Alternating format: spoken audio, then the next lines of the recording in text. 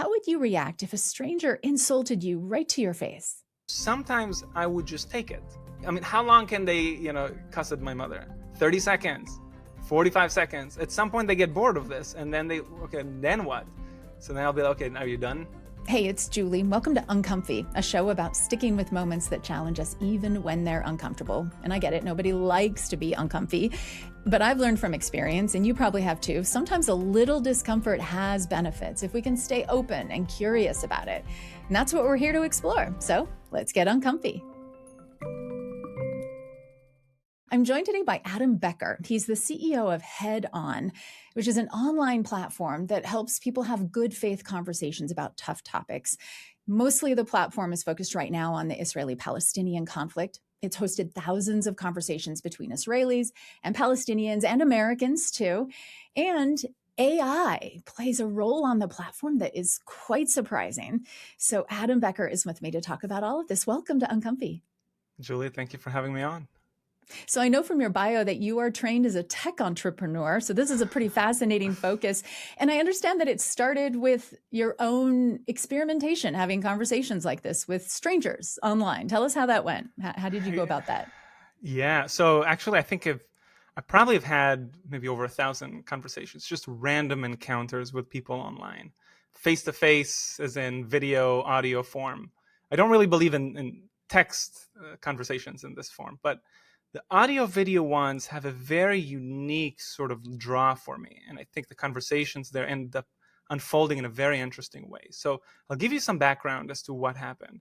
I grew up in Israel and I moved to California when I was 16. And when October 7th hit, this was a couple of years ago now, the next day I got on a flight and just moved back to Israel. And I lived there for the following 7 months.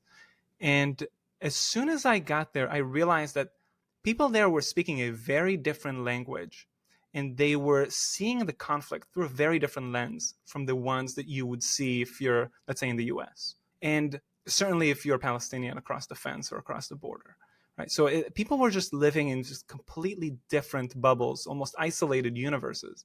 And it felt like it was almost impossible for them to understand, forget about agree, but at least understand what the other people are saying, right? Like, how do they even picture themselves across those bubbles? And so one of the first things, I'm not entirely sure even how I found it, but I just went on these like chat roulette apps. So I'm not sure if the audience is familiar with this, but you have Monkey app and Chat Roulette and Omegle. These are all these different apps. Some of them are no longer with us, that just randomly pair you up.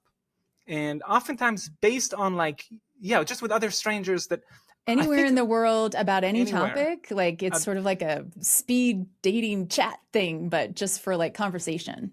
Exactly. And even less so topic. It's mostly you just say, I want to talk to somebody. And then after 5-10 seconds, it pairs you up with somebody and you just start having a conversation. And then you are like video chatting some random person. Video chatting. Wow. Exactly. Okay. So I'm looking at them and they're looking at me, and then we can start having conversation. Now, very often people just immediately skip because they want another person.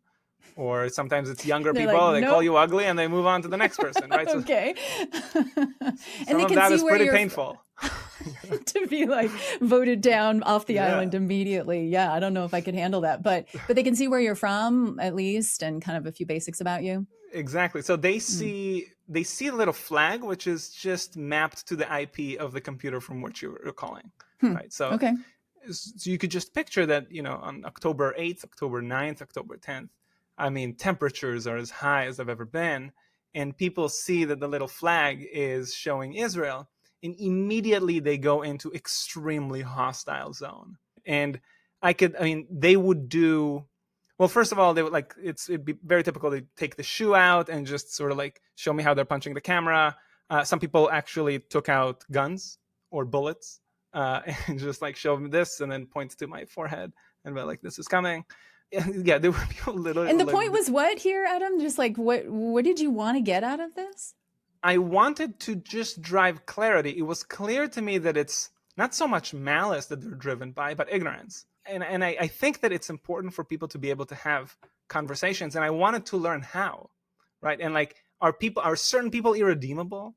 Are they so deep in ignorance or conspiracy or whatever that you can't even engage with them productively? I refuse to believe that that's the situation. The idea isn't to change anybody's mind, but to open their mind so that at least they understand that they have an incomplete picture of reality, and perhaps encourage them to go and do some more research. Why do I have, I'm not sure, it might be a bug in my system, but I'm obsessed with trying to do that. Really interesting. So you get into this kind of stranger match roulette situation on these apps. People are a lot of them are immediately being kind of aggressive towards you because they can see that you're in Israel and assume that Right. you're Jewish, right? So, what did you start doing? Like, what if it went successful? What did it take usually?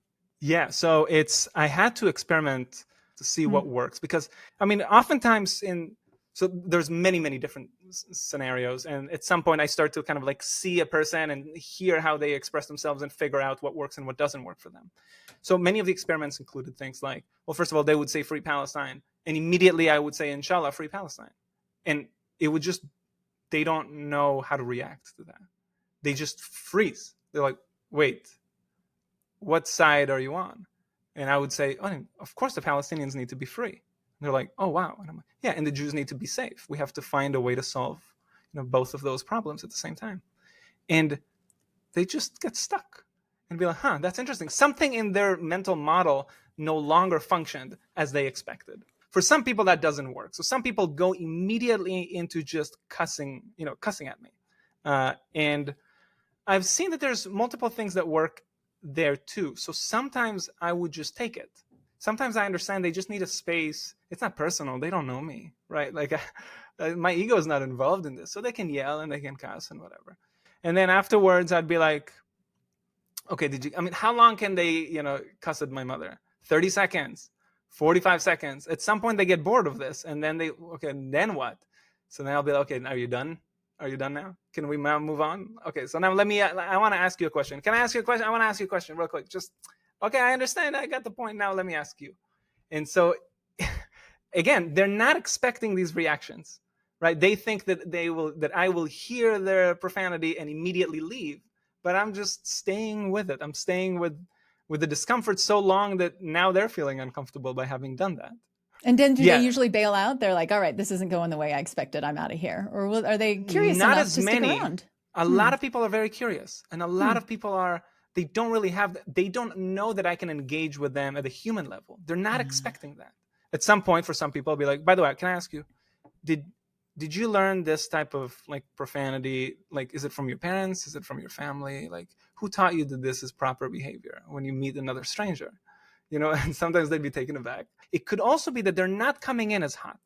They see me, they dislike, they want to yell or something, but I see that there's something in them. And then immediately I'll be like, sorry, can you give me I got, my mom she's calling me, she needs some help. And immediately I'll pick up the phone and sort of pretend that my mom is on the line, and I'll talk to her.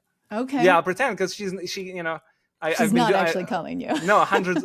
She calls me dozens of times a day, but I needed hundreds. So okay. I would just pretend to talk to her, and then I'll say something about I'll talk to her, and then I'll be like, yeah, no, she's just conveying some type of humanity to them, and it works. It works remarkably. Now, I wouldn't say it works 100% of the times. Oftentimes it doesn't, but just the fact that they see that there is some type of familialness, right? Like there's some duty, like there are other values that they also aspire to have, right? My value isn't go and occupy Palestine, right? My value is now, my mom needs help and I want to be there for her. And they can relate to it. They see me all of a sudden as a human. There's plenty of those. I mean, we can go, like I used to take the phone. Yeah, tell me some more things that help to just kind of humanize, because it's a really interesting little hack. So what else worked, did you find? Food. And again, these things are just by accident. Like at one point I was just eating something, and then I got on the call, and someone was, oh, what are you eating? And I was like, oh, it's a soup. It's it's like a pea soup. And they're like, oh, I'm so curious. Can you show me how you make? And immediately I'll take the phone or the camera to the kitchen. And then I just started practicing that game over and over again, right? Where I walk into the kitchen and I show them what I'm cooking. And sometimes I would just take the calls from, I'm like slicing tomatoes or whatever. And then they see, behavior that they are familiar with and that they've done. I show them inside my fridge. Also, I would ask people to show me what's in their fridge. And it's all of a sudden they're revealing something personal and intimate, but it isn't really vulnerable all that much, right? And so it's almost like safe territory for us to connect over. Wow, it's so interesting, Adam. So talk to us then about how your company now, this startup HeadOn, builds on those insights that you gained. I realized that it's not enough for me to do these little A/B testing of what works and what doesn't work. And so I realized that we have to scale these conversations, and that I myself can't do it alone. And nevertheless, the structures that I've identified of watching somebody engage in a particular way and drawing some inference and then attempting something and seeing if it works or doesn't work, that is perfectly frameable for a machine learning exercise. That is, machine learning models are built for this. AI, in other words, is taking in context about how you engage. So the first few seconds of conversation, what the topic is, who's the other people in the room, how are they like, what is the dynamic like, what is the chemistry there, and trying to model what might be the best way out in order to not just reduce tensions, but to build something that both people or all the people in the group feel is healthy. So on HeadOn, you're matching people up to have conversations. Strangers, mostly, similarly to do they come in? Obviously, everyone right now is having the Israeli-Palestinian conversation in your ecosystem, right? But you're matching strangers, or two people coming in together and picking each other, or how does that work? So there's strangers when they first showed up. And at this point now, many of them, know each other and like each other. And so now we've been building a community of people that have these conversations. Oh, wow. So they're frequent flyers. So, but tell me about the initial, paint for me the picture of, you and I come in and we're on opposite sides of this issue, right, let's say, and both feel really, really strongly about our opposite views. And we get paired up in HeadOn. And then what, is there like an AI bot that's sort of like moderating our conversation, or how's that work? Right. So I think the best analogy I've been thinking about is kind of like going to the gym. So we know that, exercise is healthy. We know it's good to be doing strength training. You can't go and lift something that's too heavy, though, right? Like you can hurt yourself. And there's different exercises that appeal to different people depending on their skill level and strength level.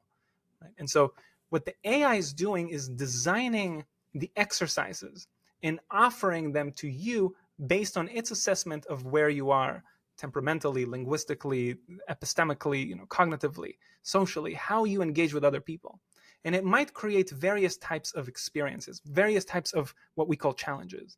And so the challenge might be something very combative, like debate Israel-Palestine with a person that disagrees with you. You got 60 minutes, go for it, right? Something a little bit more confrontational. That's okay too. So the AI is going to sort of set the tone. It'll be like, hey, welcome to, Julie and Adam. I see you're on opposite sides. Welcome to HeadOn. Here's your assignment for the next hour. Have a feisty debate or whatever. Exactly. It might say that. Okay. Exactly. So you go in and you could just picture it like lots of like cards you see. Okay, so these are the 12 challenges that are open today.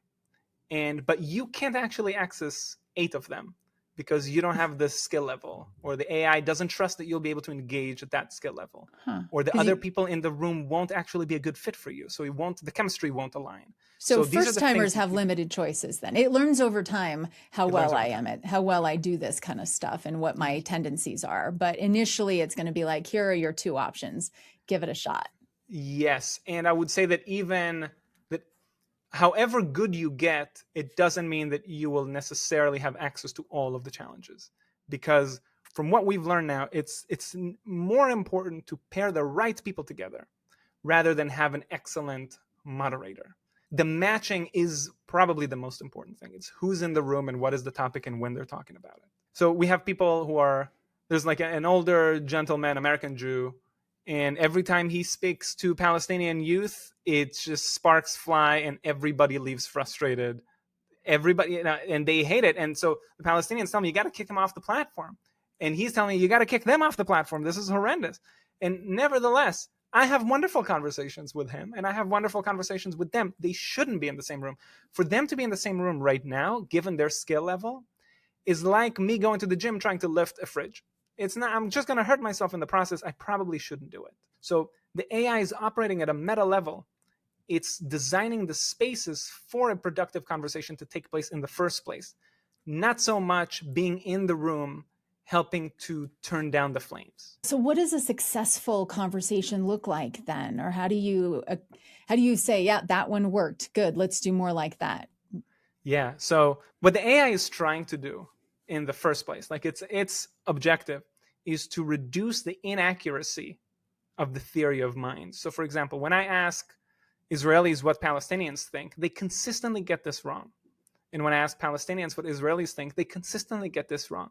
Everybody is totally wrong, and we have a very faulty sense of others' perceptions. And I believe that is a crucial problem. And it's one that it's an existential one, because when you misunderstand the other side, the enemy, your fellow citizen, however you describe them, when you misunderstand them, you're going to pick the wrong tool for the job. And it's very likely that you'll pick the kind of tool that makes the conflict even more intractable. And so what we need to do is have a more accurate, it's just to make people more intelligent, for you to have an accurate window into what is motivating people from the other side. And once you do that, there's a lot that you could do. You could build coalitions, you can drive towards common ground, you could do various things. That's on you to do. The platform and the AI are geared towards trying to increase your own theory of mind accuracy of what the others believe. This is pretty easy to do for an AI because it can listen to you and how you describe my perspectives, and it can listen to me and how I describe my own perspectives, and just find the differences and perhaps even give me a score. So if, for example, you came into a conversation and through previous conversations, the AI knows, okay, you got me at like 50%. But after this conversation, the way you've described my own positions is now at like a 70%. Something happened that was good in that conversation. It reduced your ignorance. Adam Becker is the CEO of HeadOn. You can learn more and maybe even join a conversation yourself at headon.ai. They've actually launched some new challenges around big topics in the United States, like immigration. So you might want to check that out. Adam Becker, thank you so much for your time and for the work that you're doing here. Julia, it was my pleasure. And thank you for hosting the podcast. And thank you for inviting me. And thanks for getting uncomfy with us today. How often do you have an in-depth conversation with a stranger about an issue that you really care about? A lot of it, at least in my experience, tends to happen in the comments on a social media post, and we all know how unsatisfying that can feel. I'd love to hear if you found a strategy that works. Email uncomfy@byu.edu or connect with us on social media. We are at uncomfy.podcast on Instagram. Let's keep this conversation going. Uncomfy is a BYU radio podcast. Samuel Benson produces it. The team includes Hyobin Kim and Sam Payne. Our theme music was composed by Kelsey Nay. I'm Julie Rose. Can't wait to get uncomfy with you again next week. Before I leave you, I want to recommend another show from the BYU Radio family of podcasts that I'm pretty sure you're going to love. It's called Constant Wonder, and it consistently, or should I say constantly, ranks near the top of Apple's nature podcasts in their rankings. But Constant Wonder is about more than just nature. It's about finding awe in everything around us, including our own backyards. So on the show, you'll hear guests share stories of spiritual encounters with nature, of real-life accounts of human kindness and bravery, like a doctor on a quest to bring care to the homeless. See the world with new eyes as host Marcus Smith invites us to find wonder in every corner of life. Listen to new episodes of Constant Wonder every Wednesday on the BYU Radio app or wherever you listen to podcasts.